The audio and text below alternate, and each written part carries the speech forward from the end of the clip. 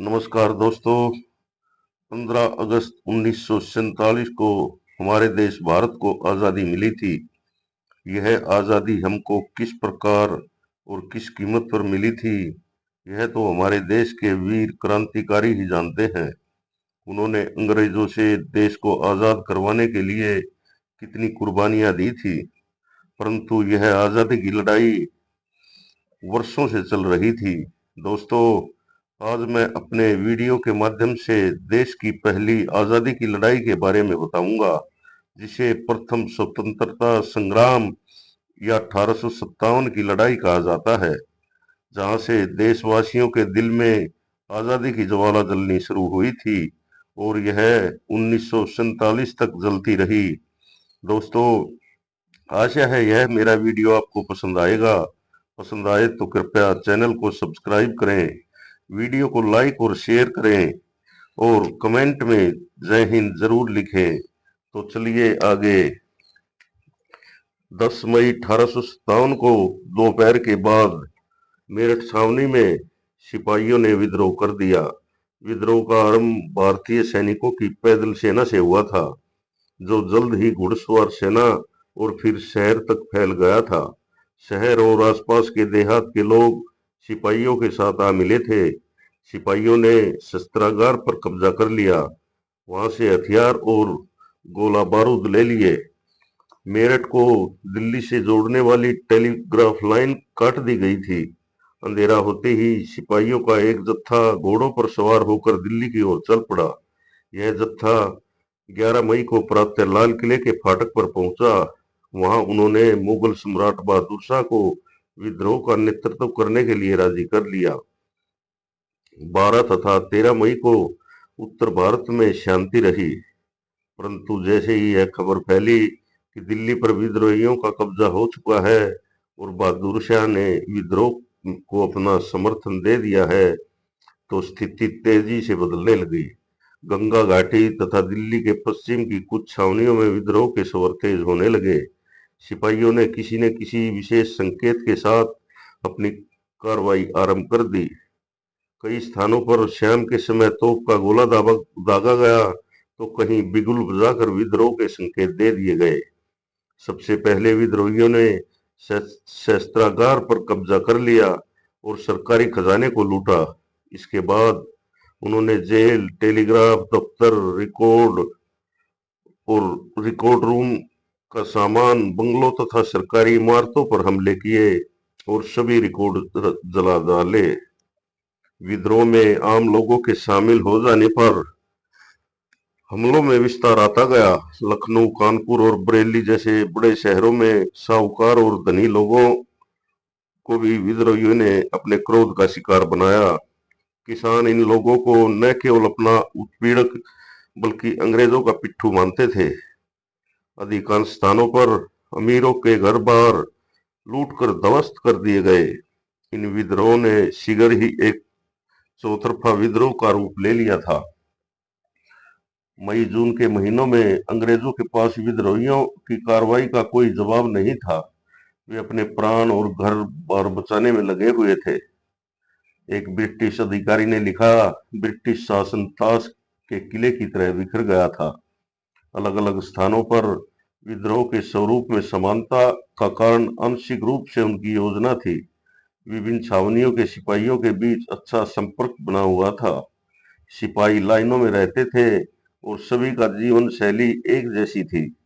इसके अतिरिक्त उनमें से अनेक प्राय एक ही जाति के होते थे, इसलिए इस बात का अनुमान लगाना कठिन नहीं था कि वे इकट्ठे बैठकर अपने भविष्य के बारे में निर्णय लेते होंगे। ये सिपाही अपने विद्रोह के कर्ता धर्ता स्वयं ही थे। अंग्रेजों से लोहा लेने के लिए नेतृत्व और संगठन आवश्यक थे। इसी उद्देश्य से विद्रोहियों ने कई बार ऐसे लोगों की शरण ली जो अंग्रेजों से पहले नेताओं की भूमिका निभाते थे। उदाहरण के लिए मेरठ के विद्रोही सिपाहियों ने तुरंत मुगल सम्राट से विद्रोह का नेतृत्व प्राप्त करने का आग्रह किया। इसी प्रकार कानपुर के सिपाहियों और शहर के लोगों ने पेशवा बाजीराव द्वितीय के उत्तराधिकारी नाना साहिब को विद्रोह की बागडोर संभालने के लिए मजबूर कर दिया। झांसी में रानी को आम जनता के दबाव में विद्रोह का नेतृत्व संभालना पड़ा। कुछ ऐसी ही स्थिति बिहार में आरा के स्थानीय जमींदार कुंवर सिंह की थी। लखनऊ में ब्रिटिश राज के ढहने की खबर पर लोगों ने नवाब के युवा पुत्र ब्रिटिश कदर को अपना नेता घोषित कर दिया। अन्य स्थानों पर कई स्थानीय नेताओं ने किसानों किसानों और जमींदारों आदिवासियों को विद्रोह के लिए तैयार किया। उत्तर प्रदेश में बड़ौत परगना के गांव को शाह अमल ने संगठित किया। छोटा नागपुर स्थित सिंहभूम में एक आदिवासी काश्तकार गोनू ने देश के कोल आदिवासियों का नेतृत्व संभाला हुआ था। लोगों को विद्रोह में भाग लेने के लिए तरह तरह की अफवाहों और भविष्यवाणियों द्वारा संग्रहित किया जा रहा था। उदाहरण के लिए हमने पीछे देखा कि मेरठ छावनी से आने वाले सिपाहियों ने बहादुर शाह को गाय और सूअर की चर्बी वाले कारतूसों के बारे में बताया था। उनका कहना था, यदि वे इन कारतूसों को मुंह में से लगाएंगे तो उनकी जाति और धर्म दोनों भ्रष्ट हो जाएंगे। सिपाहियों का आशय एनफील्ड राइफल के उन कारतूसे से था जो हाल ही में उन्हें दिए गए थे। यह अफवाह भी जोरों पर थी कि अंग्रेज सरकार ने हिंदुओं और मुसलमानों की जाति और धर्म नष्ट करने के लिए भयानक षड्यंत्र रचा है। यह अफवाह फैलाने वालों का कहना था कि इसी उद्देश्य से अंग्रेजों ने बाजार में मिलने वाले आटे में गाय की हड्डियां और चूरा मिलवा दिया है। इसलिए शहरों और छावनियों में सिपाहियों तथा आम जनता ने आटे को छूने से भी इनकार कर दिया। चारों ओर यह भय का संदेह बना हुआ था कि अंग्रेज भारतीयों को ईसाई बनाना चाहते हैं। किसी बड़ी कार्रवाई के आह्वान को इस भविष्यवाणी से और बल मिला। प्लासी की लड़ाई के 100 साल पूरे होते ही 23 जून 1857 को विद्रोह होगा और अंग्रेजी राज समाप्त हो जाएगा। उत्तर भारत के विभिन्न भागों में गांव-गांव में चपातियां बांटने की भी रिपोर्टें आ रही थी। लोग इसे किसी आने वाली उथल-पुथल का संकेत मान रहे थे। लॉर्ड विलियम बेंटिंक के नेतृत्व में ब्रिटिश सरकार पश्चिमी शिक्षा, पश्चिमी विचारों और पश्चिमी संस्थानों के माध्यम से भारतीय समाज को सुधारने के लिए विशेष प्रकार की नीतियां लागू कर रही थी। भारतीय समाज के कुछ वर्गों की सहायता से उन्होंने अंग्रेजी माध्यम के स्कूल, कॉलेज और विश्वविद्यालय स्थापित किए थे। इनमें पश्चिमी विज्ञान, उदार कलाओं के बारे में पढ़ाया जाता था। अंग्रेजों ने सती प्रथा को समाप्त करने तथा हिंदू विधवा विवाह को वैधता प्रदान करने के लिए कानून बनाए थे। इन नीतियों के कारण लोगों में असंतोष था। शासकीय अयोग्यता तथा पुत्र गोद लेने को अवैध घोषित कर देने की आड़ में अंग्रेजों ने न केवल अवध बल्कि झांसी तथा सतारा जैसी बहुत सी रियासतों को अपने अधिकार में ले लिया था। जो रियासत या प्रदेश उनके कब्जे में आ जाता था, वहां वे अपनी शासन व्यवस्था, अपने कानून, भूमि विवादों के निपटारे की अपनी पद्धति और भू राजस्व वसूली की अपनी व्यवस्था लागू कर देते थे। उत्तर भारत के लोगों पर इन सब कार्रवाइयों का गहरा प्रभाव पड़ा था। लोगों का मानना था कि वे अब तक जिन चीजों की रीति रिवाज और परंपराओं का आदर करते आ रहे हैं अथवा वे जिन्हें पवित्र मानते हैं, उन सब को समाप्त करके एक ऐसी व्यवस्था लागू की जा रही है जो अत्यधिक विदेशी और दमनकारी थी। अवध 1857 के विद्रोह का एक बहुत बड़ा केंद्र था। 1856 में इस रियासत को औपचारिक रूप से ब्रिटिश साम्राज्य में मिला लिया गया। 1801 से अवध के सहायक संधि थोप दी गई थी। इस संधि में यह शर्त रखी थी कि नवाब अपनी सेना समाप्त कर दे, रियासत में अंग्रेज टुकड़ियों को तैनात करे और अपने दरबार में विद्यमान ब्रिटिश रेजिडेंट्स की सलाह पर काम करे। अपनी सैनिक शक्ति से वंचित हो जाने के बाद नवाब अपनी रियासत में कानून व्यवस्था बनाए रखने के लिए दिनों दिन अंग्रेजों पर निर्भर होता जा रहा था। अब विद्रोही मुखियाओं और तालुकादारों पर भी उनका कोई नियंत्रण नहीं था। 1850 के दशक के आरंभ तक अंग्रेज देश के अधिकतर भागों पर विजय प्राप्त कर चुके थे। मराठा भूमि, दोआब, कर्नाटक, पंजाब और बंगाल सभी अंग्रेजों की झोली में थे। लगभग एक शताब्दी पहले बंगाल पर जीत के साथ हुई क्षेत्रीय विस्तार की यह प्रक्रिया 1856 में अवध के अधिग्रहण के साथ पूरी हो गई थी। लॉर्ड डलहौजी द्वारा किए गए राज्यों के इस अधिग्रहण से सभी इलाकों और रियासतों में गहरा असंतोष था, परंतु इतना रोष और कहीं नहीं था जैसा कि उत्तर भारत की शान कहे जाने वाले अवध में था। यहाँ के नवाब वाजिद अली शाह पर कुशासन का आरोप लगाकर गद्दी से हटा दिया गया था और कलकत्ता निष्कासित कर दिया गया। नवाब को हटाए जाने से दरबार और उसकी संस्कृति समाप्त हो गई। संगीतकारों, नर्तकों, कवियों, कारीगरों, बावर्चियों, नौकरों, सरकारी कर्मचारियों और बहुत से अन्य लोगों की रोटी रोजी जाती रही। अवध के अधिग्रहण अधिग्रहण से केवल नवाब की ही गद्दी नहीं गई थी, इसने प्रदेश के ताल्लुकदारों को भी लाचार कर दिया था। अवध के समूचे देहात में ताल्लुकदारों की जागीरें और किले बिखरे हुए थे। ये लोग सदियों से अपने इलाके में जमीन और सत्ता पर नियंत्रण रखते आए थे। अंग्रेजों के आने से पहले ताल्लुकदारों के पास हथियारबंद सिपाही होते थे। उनके द्वारा उनके अपने किले थे। अंग्रेज इन ताल्लुकदारों को स्वीकार करने के लिए तैयार नहीं थे। इसलिए अवध के अधिग्रहण के तुरंत बाद ताल्लुकदारों की सेनाएं भंग कर दी गई और उनके दुर्ग ध्वस्त कर दिए गए। ब्रिटिश भू राजस्व नीति के ने ताल्लुकदारों की शक्ति और सत्ता को और अधिक चोट पहुंचाई। 1856 में एक मुश्त बंदोबस्त के नाम से ब्रिटिश भू राजस्व व्यवस्था लागू कर दी गई। यह बंदोबस्त इस मान्यता पर आधारित था कि ताल्लुकदार बिचौलिए थे जिनके पास जमीन का स्वामित्व नहीं था। उन्होंने बल और धोखाधड़ी से अपना प्रभुत्व स्थापित किया हुआ था। एक मुश्त बंदोबस्त के अंतर्गत ताल्लुकदारों को उनकी जमीनों से बेदखल कर दिया गया। दक्षिण अवध के ताल्लुकदारों को सबसे अधिक क्षति उठानी पड़ी थी। कुछ के तो आधे से अधिक गांव हाथ से जाते रहे। ताल्लुकदारों की सत्ता छीनने से एक पूरी सामाजिक व्यवस्था भंग हो गई। निष्ठा और संरक्षण के जिन बंधनों से किसान ताल्लुकदारों के साथ जुड़े हुए थे, वे अस्त व्यस्त हो गए। अंग्रेजों से पहले ताल्लुकदार ही जनता का उत्पीड़न करते थे, परंतु जनता की नजर में बहुत से ताल्लुकदार दयालु होने की छवि रखते थे।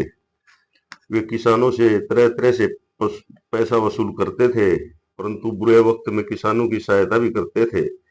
अब अंग्रेजी राज में किसान मनमानी राजस्व वसूली और गैर लचीली राजस्व व्यवस्था के अंतर्गत बुरी तरह पिसने लगे थे। अवध जैसे प्रदेश में जहां 1857 के दौरान प्रतिरोध अधिक लंबा चला था, वहां लड़ाई की बागडोर वास्तव में ताल्लुकदारों और उनके किसानों के ही हाथों में थी। बहुत से ताल्लुकदार अवध के नवाब के प्रति निष्ठा रखते थे, इसलिए वे अंग्रेजों से लोहा लेने के लिए लखनऊ जाकर बेगम हजरत महल के साथ मिल गए। उनमें से कुछ तो बेगम की पराजय के बाद भी संघर्ष पर डटे रहे। किसानों का असंतोष अब सैनिक बैरकों में भी पहुंचने लगा था, क्योंकि बहुत से सिपाही अवध के गांव से ही भर्ती किए गए थे। दशकों से यह सिपाही कम वेतन और समय पर छुट्टी न मिलने के कारण भी असंतुष्ट थे। 1850 के दशक तक आते आते कई अन्य कारणों से भी मुख्य असंतोष बढ़ता गया। सिपाहियों और ग्रामीण जगत के बीच संबंधों से जन विद्रोह का स्वरूप बढ़ता जा रहा था।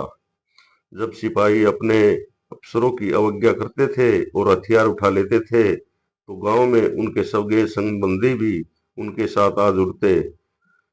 सभी जगह किसान शहरों में आकर सिपाहियों तथा शहर के आम लोगों के साथ जुड़कर विद्रोह में शामिल हो रहे थे।